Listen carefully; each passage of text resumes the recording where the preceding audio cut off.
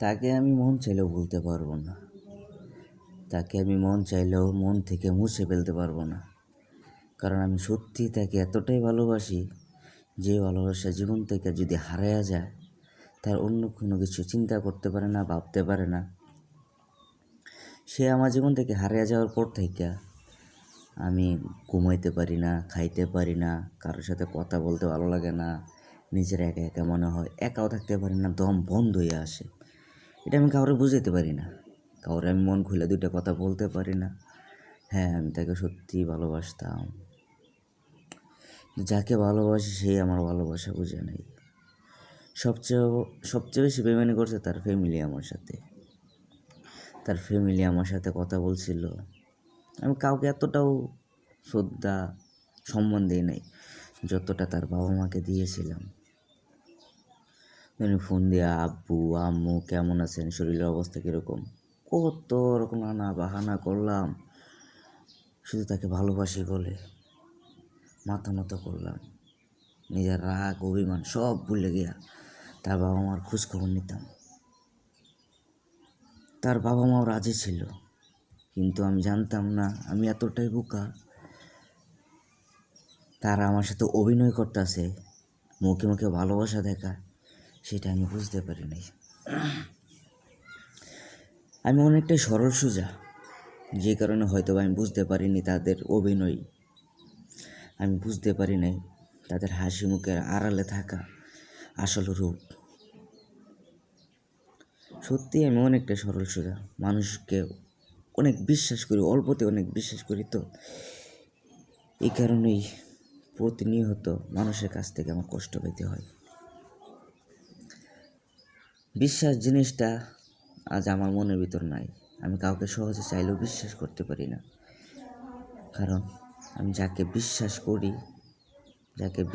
করি আমার কাছে নিয়ে আসছিলাম, যাকে বিশ্বাস করে আমি ভালোবাসলাম, যাকে বিশ্বাস করে আমি বিয়ে করলাম, সেই তো আমার বিশ্বাস রাখে নাই। আমি তাকে কোনো দোষ দেব না, দোষ দেব তার বাবা মাকে। তার বাবা মা আমার সাথে এমন না করলেও পারতো।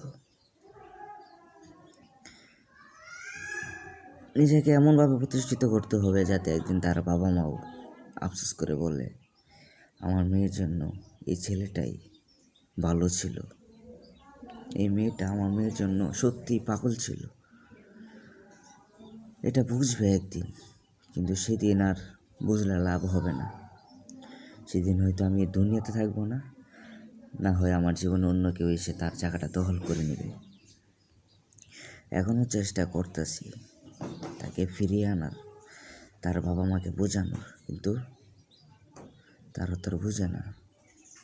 তারা একদিন বুঝবে যেদিন কারো কাছ থেকে কষ্ট পাবে, কারো কাছ থেকে বিশ্বাসহানি হবে, কেউ তাদের সাথে বিশ্বাসঘাতকতা করবে, তখন বুঝতে পারবে আমার কষ্ট। এখন বুঝবো না। ভালো থাকুক, সেও ভালো থাকুক, তার পরিবার ভালো থাকুক, দোয়া করি যাতে কোনো দিন আমার দরজায় না আসতে হয় তাদের। কষ্ট কী জিনিস আমি এতটুকু বুঝতে পারছি, মানুষ কতটা কষ্ট পাইলে সুইসাইড করে, কতটা কষ্ট পাইলে মানুষ এই দুনিয়াতে থাকতে চায় না, আমি এখন বুঝতে পারি। তো আমি এতটা বোকা না, আমি মরে যাব। আমার নিজেকে ঘুরে দাঁড়াতে হবে, নিজেকে এমন একটা জায়গায় নিয়ে যাব, সেই জায়গা দেখে সেদিন তারা একদিন আফসোস করে।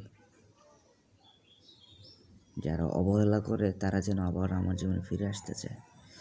তো এতটুকুই, মনের ভিতরে অনেক কষ্ট, এই কষ্ট বোঝানোর মতো ভাষা আমার নাই। তো সবাই ভালো থাকবেন, সুস্থ থাকবেন। যারা আমার চ্যানেলে নতুন, প্লিজ চ্যানেলটা সাবস্ক্রাইব করে দেবেন, পাশে থাকবেন। জীবনে অনেক দূর যেতে হবে, অনেক দূর। ভিডিওটা শেয়ার করুন, প্লিজ চ্যানেলটা সাবস্ক্রাইব করে দেবেন। একটা লাইক, একটি কমেন্ট। আপনি একটি লাইকে একটি ছেলের জীবন যদি পরিবর্তন হয়ে যায়, তাহলে আপনারা ভাবুন আপনার কত ভাগ্যবান ব্যক্তি। প্লিজ চ্যানেলটা সাবস্ক্রাইব করে দেবেন। আমার জন্য সবাই দোয়া করবেন, আমি যাতে সব অতীত ভুলে গিয়ে সামনে ভালো কিছু করতে পারি। আল্লাহ হাফেজ, সবাই ভালো থাকবেন।